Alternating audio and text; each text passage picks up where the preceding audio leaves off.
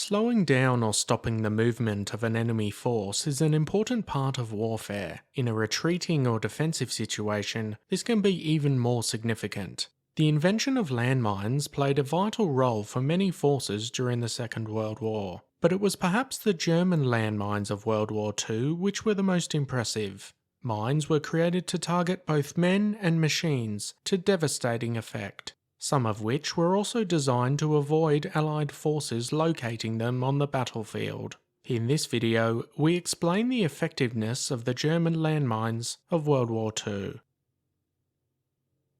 If you enjoy this video and want to see more, hit the subscribe button. It's free and really helps the channel reach more history lovers like you. Landmines can be traced back to the US Civil War. Mostly, the Confederate States utilised concealed explosives underground against enemy soldiers. During World War I, when static defences required both sides to protect their lines, landmines played an important role. Through the development of the first tanks into battle, the German forces needed a way to knock these out of action, so testing took place for anti-tank mines. World War II would be the first time that landmines were used on a grand scale. The Germans in particular would lay millions of mines in Europe and North Africa, two areas in particular being the Atlantic Wall defences of Northern Europe and the outer defences of El Alamein in Egypt, known as the Devil's Garden. For the most part, they were broken down into two categories, that being anti-personnel and anti-tank mines. The Germans started the war with one type of anti-personnel and two types of anti-tank mines. By war's end, they would have 26 types across both categories. The S-mine is likely the best known in the anti-personnel category, with nearly 2 million produced. It was a steel cylinder about 5 inches tall and 4 inches in diameter. A steel rod held the main fuse and was screwed into the top. Pronged sensors were attached, which would trigger the mine if more than 7 kilograms of pressure was added. Inside, about 4 kilograms of TNT and black powder was used as the explosive. This was also combined with hundreds of steel balls or pieces of metal. The mine would be buried with the prongs sticking out of the ground, or a tripwire attached in later versions. Once the mine was activated, it would delay for 4 seconds before a propelling charge sent it upwards to around chest height before exploding. This is why the S-mine was nicknamed the Bouncing Betty. Its design meant it was lethal to around 20 metres, but could inflict casualties out to 100 metres due to the amount of shrapnel it sent out. Its only problem was its steel construction made it easy to locate with metal detectors. This wouldn't be the case with the next anti-personnel mines. The Schützenmine 42, or shoe mine, was made from a 4x5 inch wooden box with a hinged lid. Inside this box was a 200-gram block of TNT. Once the mine was buried underground and pressure applied to it, a striker pin would trigger the detonator and set off the explosive. Because it was constructed of wood, it was incredibly simple and easy to produce in large numbers. Not to mention it was cheap and allowed for steel to be utilised on other projects. The other offset was the difficulty the Allies had in trying to find it. Because it only had a small amount of metal in the detonator, metal detectors found it very hard to locate. They would need to pass very close to the mine for a reading to become apparent. The other main non-metallic landmine the Germans utilised was the Glasmine 43. As the name suggests, this was made out of a 6x4 inch glass container. Inside, 200 grams of TNT sat under a glass lid. Once pressure was applied to the lid, it pushed down on a chemical igniter and set off the explosion. This type of mine wasn't produced in huge numbers, but because of its makeup, it was incredibly hard to detect. Not to mention it inflicted a severe amount of damage, as you can imagine the amount of glass shrapnel flying around.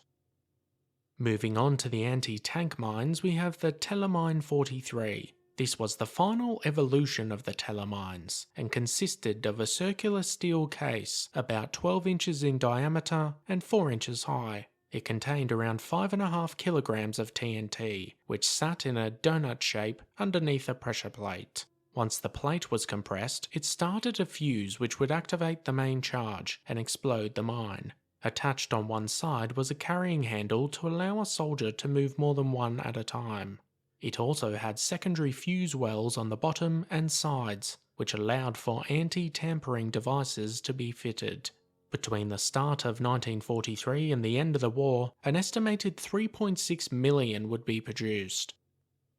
Much like the anti-personnel mines, hard-to-detect anti-tank mines were produced. The Topf mine was a circular-shaped mine usually made out of cardboard, compressed wood pulp, and tar. It also had glass components, with only the detonator containing a small amount of metal. The versions of this mine varied in size, but for the most part they were around 1 foot in diameter and 6 inches in height. Around 6 kilograms of explosives sat inside, and once pressure was applied to the plate, it collapsed down onto glass vials, which contained chemicals.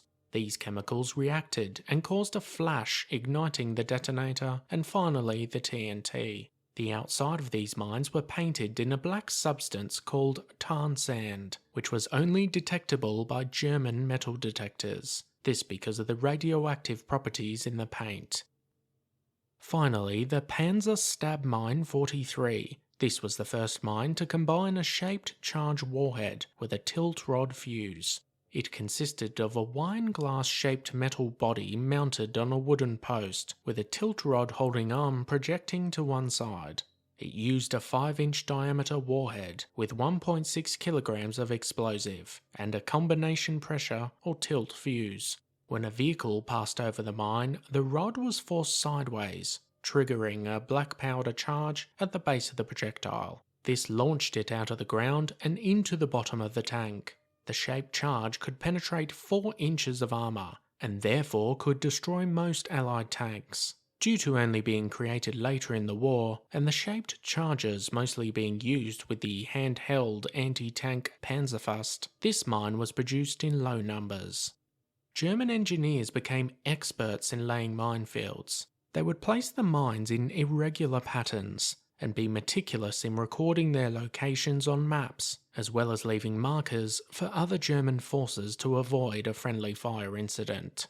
Examples of this would be placing knee-high wire around a field on the German side of the advance, or a small painted stake with a letter M on one side. Other ways to avoid Allied detection were laying anti-tank mines further below the surface than normal. This meant that a number of tanks would drive over the mine before the pressure of the earth would cause an explosion.